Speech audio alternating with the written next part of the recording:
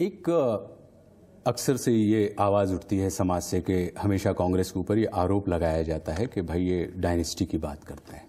लेकिन अगर पिछला अतीत उठाकर देखा जाए तो नरसिम्हा राव जी हों या लाल बहादुर जी शास्त्री हों या अगर इंदिरा जी के इंदिरा कांग्रेस बनने के बाद देखें तो इतने सारे वर्षों में नरसिम्हा राव जी और मनमोहन सिंह जी ही रहे हैं, लेकिन इसके बाद भी डायनेस्टी का आरोप लगता है। और इन बातों को कहीं ना कहीं लोगों तक क्यों नहीं पहुंचाया जाता? वहां पे कहाँ कमी रह जाती है कांग्रेस में? पहला आपसे ये प्रश्न करना चाहता हूं कि अगर अभिनेता का बच्चा अभिनेता बनता है तो आप कुछ आरोप नहीं लगाते जी। अगर डॉक्टर का नौजवान बेटा या बेटी डॉक्टर बनना चाहती है तो आप आरोप नहीं लगाते। अगर एक इंडस्ट्रियलिस्ट का नौजवान बेटा या बेटी इंडस्ट्रियलिस्ट बनना या बनना चाहती है तो आप आरोप नहीं लगाते। बिल्कुल। तो अगर एक नेता का लड़का या लड़की नेता बनना चाहते हैं तो आप आरोप क्यों लगाते हैं? अच्छा। इसलिए क्योंकि आज आप और हम विश्व के सबसे बड़े प्रजातंत्र में हम अपना जीवन यापन कर रहे हैं। जब आप चुनाव के अखाड़े में उतरते हो तो आप अकेले नहीं उतरते।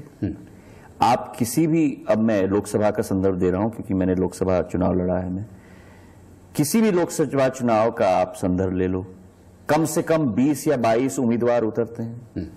उसी अखाड़े में आप उतरते हो, वही लड़ाई आप लड़ते हो जो हर व्यक्ति लड़ता है, और अंत में चाहे आपको अधिकार देना या न देना ये जनता का निर्णय होता है, ये आपका या मेरा निर्णय नहीं होता जी। तो अगर देश के, विश्व के सबसे बड़ा प्रजातंत्र में अगर प्रजातंत्र के प्रणाली को ही हम प्रश्न चिन्ह में डालें तो मैं समझता हूं कि इससे ज्यादा आपत्तिजनक बात नहीं हो सकती। आपने अपने ही सवाल का उत्तर मुझे दे दिया, क्योंकि जिन भी क्षेत्रों के नाम आपने गिनाए उनका संबंध जनता की तकदीर से बिल्कुल नहीं होता। इस वजह से कहीं ना कहीं, लेकिन राजनीति में कहीं ना कहीं पूरा संबंध जो होता है वो जनता की नब्ज से, राष्ट्र की तकदीर के साथ होता है। क्यों नहीं होता? और जहां मैं तो आपत्ति लेता हूं आपके स्टेटमेंट के साथ। जी बताएं। क्योंकि अगर डॉक्टर का बच्चा डॉक्टर बने तो जनता का जीवन उसके हाथ में नहीं है क्या? निश्चित रूप से। तो वो जनता की तकदीर नहीं बनी क्या? एक्टर का बच्चा एक्टर बने, हाँ, तो उसका जीवन बिल्कुल हाथ में नहीं है। क्रिकेटर का बच्चा अगर क्रिकेटर बने तो जीवन बिल्कुल हाथ में नहीं। क्यों नहीं?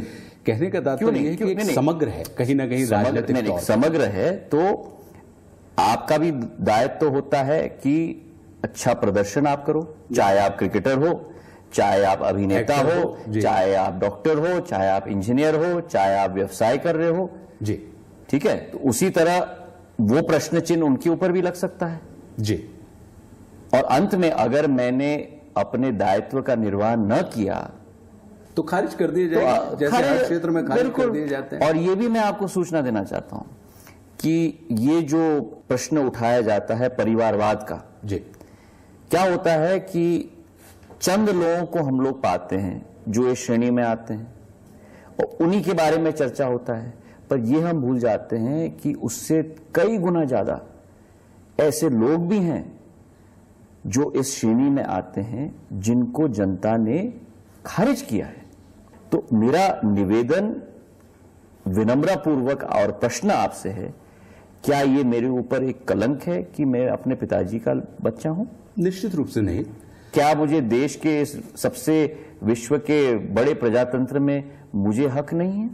लेकिन और ये चर्चा की शुरुआत में हमने आपसे ये कह ही दिया था कि इस बात को लोगों तक क्यों नहीं पहुंचाया जाता, क्योंकि आज जो पहला मतदाता है, जो पहली बार वोट डालेगा, वो सिर्फ सुनी हुई बातों पे या हो बवंडर में कहीं ना कहीं वो अपने मत को लेकर भटक जाएगा। हमारे देश के मतदाता अपने भविष्य का निर्माण करने में पूरी तरह से सक्षम है और सोच समझ के हमारा मतदाता अपना मतदान करता है। बीजेपी के ऊपर हम हमेशा ये आरोप लगाते हैं लोग कि ये धर्म की राजनीति करते हैं, तो कांग्रेस के ऊपर भी आरोप लगाया जाता है कि कांग्रेस धर्म नहीं लेकिन जात और वर्ग की राजनीति करती है, अगड़े पिछड़े की राजनीति करती है, जो कि ज्यादा खतरनाक है। देखिए, कांग्रेस पहले तो राजनीति नहीं करती।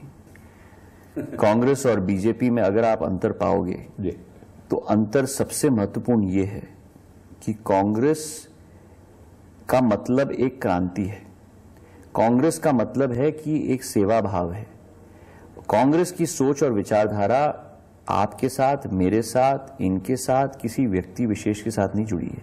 कांग्रेस की सोच और विचारधारा हर वर्ग, हर धर्म, हर जाति के साथ जुड़ी हुई है। अच्छा, अगर मान लीजिए आपकी गवर्नमेंट आ जाती है तो वो कौन से 3 महत्वपूर्ण फैसले होंगे जिनके ऊपर आप सबसे पहले काम करना चाहेंगे मध्य प्रदेश में? नंबर 1, जो भ्रष्टाचार का आलम आज मध्य प्रदेश में है उस पर फुल स्टॉप लगाया जाएगा।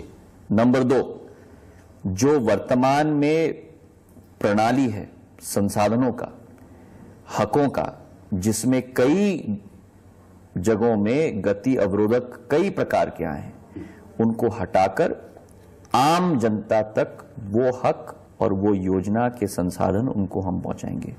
नंबर 3, प्रगति और विकास समग्र रूप से। मतलब हम ये उम्मीद कर सकते हैं कि ज्योतिरादित्य सिंधिया जो हैं, जिस दृष्टि से ग्वालियर को देखते हैं उसी दृष्टि से पूरे मध्य प्रदेश को देखेंगे। देखिए, मेरी जिम्मेदारी चुनाव अभियान समिति के अध्यक्ष के रूप में है और वहीं मेरी जिम्मेदारी शुरू होती है, वहीं मेरी जिम्मेदारी समाप्त होती है। मैं आशा अभिलाषा नहीं रखता, मैं ऊपर नहीं देखता, मैं बाएं नहीं देखता, मैं दाएं नहीं देखता, मैं नीचे देख के काम करता हूं। तो क्या हम ये उम्मीद कर सकते हैं कि कांग्रेस आगामी चुनाव में ऐसे लोगों को टिकट नहीं देगी जिनके नाम के ऊपर प्रश्न चिन्ह लगा हुआ है, और जो साफ सुथरी वाले छवि वाले लोग हैं सिर्फ उन्हीं को प्रत्याशी के तौर पर उतारा जाएगा? राहुल जी की यही सोच है और उस आधार पे ही किया जाएगा और हमारी पूरी कोशिश रहेगी।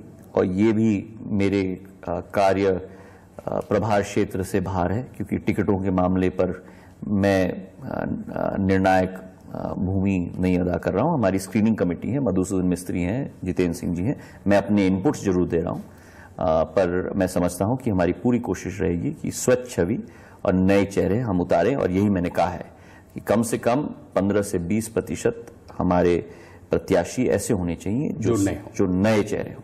तो क्या 33% महिलाओं की भागीदारी इस बार असेंबली में होगी? अब ये सब स्क्रीनिंग कमेटी निर्धारित करेगी। हमने अपने प्रदेश इलेक्शन कमेटी में जरूर कहा है कि युवाओं को, महिलाओं को जरूर पूरा अवसर दिया जाना चाहिए। आपका बहुत बहुत धन्यवाद ज्योतिरादित्य जी। आपसे बात करके जो लुब्बे निकला है वो यही निकला है कि कभी हमारे पुरखों ने सर नीचे नहीं झुकाया है और अपने ऊपर किसी जुल्म को सहन नहीं कर पाया है।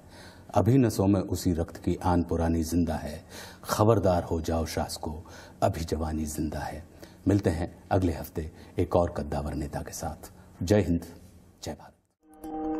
अगर आप हमारा कार्यक्रम ना देख पाए हो तो आप देख सकते हैं www.znews.com पर, और आप हमारे साथ जुड़ सकते हैं फेसबुक पर भी, facebook.com/znews, और आप हमें फॉलो कर सकते हैं ट्विटर पर /znews।